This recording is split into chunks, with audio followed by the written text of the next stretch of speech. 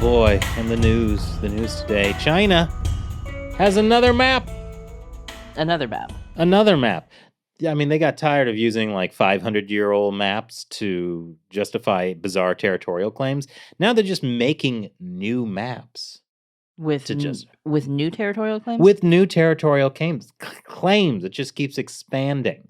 I mean, there was when was that? That was still this year. Maybe like a month or two ago, China came out with a new map, and it expanded the 9-dash line. You know, the 9-dash line was, we'll put it on screen, basically claiming all the South China Sea. And that wasn't enough. No. Then they added like another dash to the line, took some of India's territory on that map and some of Russia's territory, including the port city of Vladivostok. Oh, I'm sure that map was just It was the official map. Did anybody say anything about this? Like, did Russia go, hey? No, because they desperately need China. That's true. That's true. The moment. At this point, Russia's just going to be like, we never had Vladivostok in exchange for money. Worthless UN. Well, it's not worthless if they'll give their... I mean, I think it's actually not worthless for Russia because they've been completely shut out of... Oh, that's true. However, and I know Matt had a good point about how the UN is critically tied to essentially foreign investment in China. I don't know if we want to go down to that route. Well, yeah, I mean, the basic thing is that China cannot maintain the value of the yuan, the renminbi, unless it continues to get direct foreign investment, which is why China is absolutely desperate to get more foreign investment, because foreign investment is at a 30-year low right now. But I think maybe we'll talk about that more later on the episode, because right now the real issue is that China is expanding its maps now in the Gulf of Tonkin, which is that sort of alcove between Hainan Island and northern Vietnam. And I love the excuse of how they did it. Like, so the example we've given is like Norway has all these fjords, and so like it's all like, jaggedy on the map. Right. And so the United Nations Law of the Sea allows countries to basically draw like kind of straight lines or like smooth it out, right?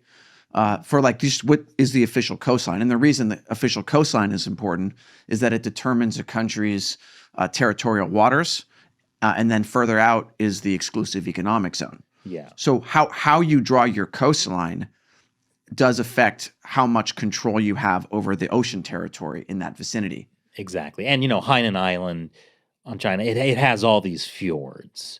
And so China had It has all these fjords. Shut up, Shelley. So they just had to smooth it out a little bit, According to the UN law, China and the South China Sea, they always follow UN law and ruling. Yes, right. Well, they smoothed it out from the border between China and Vietnam over to like these tiny islands to then like, the middle of Hainan Island. And I think that looks pretty smooth. And then all that area to the northeast is now suddenly part of China? Is now suddenly part of China. Just like full on, it's China. I mean, is the Gulf of Tonkin really important? Well, you're making that point, but that's how salami slicing, as it's called, works. They just keep pushing the line. They just slice off another little thin piece of that salami. And you're like, it's not worth going to war or making a big fuss out of. And then someday, China's got all the salami. It's death by 1,000 salami slices. Exactly. Well, I mean, we have seen this actually happen, like with the artificial islands in the South China Sea that they started building around 2012. They built these islands, and everyone was like, "Hey, stop." And they didn't. No, but they're like, we're not going to militarize them. Well, no. First it was then don't build them, and they went and built them, and then they were like, "Okay, you built them, just don't militarize them." Yeah, Xi Jinping promised not to militarize them, right? At like a press conference on the White House lawn. Yeah, I think they had that nice little rose garden walk, Obama and Xi, someplace in California. I've been there, and they have a little plaque about, this is where Xi Jinping and Obama were. And I stood there wishing I could exist in multiple spaces and times at once so I could go back and just slap them both. Okay. I got kicked out. Of the Rose Garden? Yeah. Okay. Because I was just trying to go Super Saiyan. Uh-huh. in the middle of the rose garden. Okay. So all right. the point is that the Chinese Communist Party has repeatedly broken its promises, and now they've heavily militarized several islands in the South China Sea. Yeah, and so, this is the salami slicing.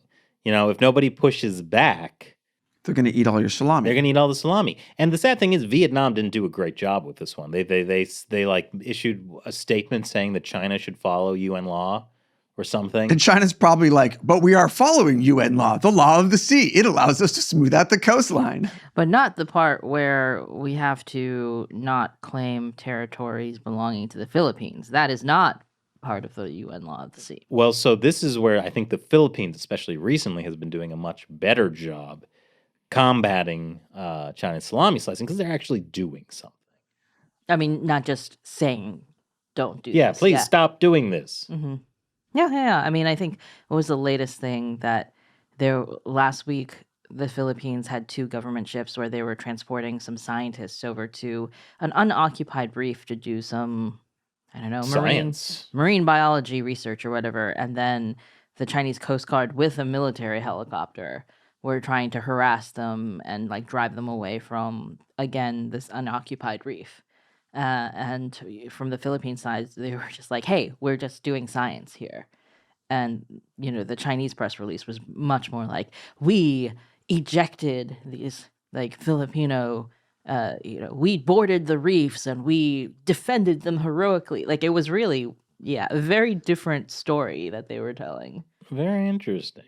But I think it's also interesting because the Philippines, in a way, was doing something that kind of turned like some of the CCP's tactics against themselves, where, for years the CCP has tried to be like, oh, well, we're just in Antarctica. We are just conducting science. We're building scientific bases, which everyone's allowed to do. And, it's pretty clear that they are trying to claim Antarctica. Yeah, that the scientists are just basically government agents. Yeah, I mean, I'm not saying the Philippines have like a nefarious, like they could actually be doing science. I'm just saying that they're now saying, okay, well, we're doing science. What are you going to do about it? I love how people talk about science like it's wizardry, like this mysterious thing. We are doing science. Prepare to conduct science.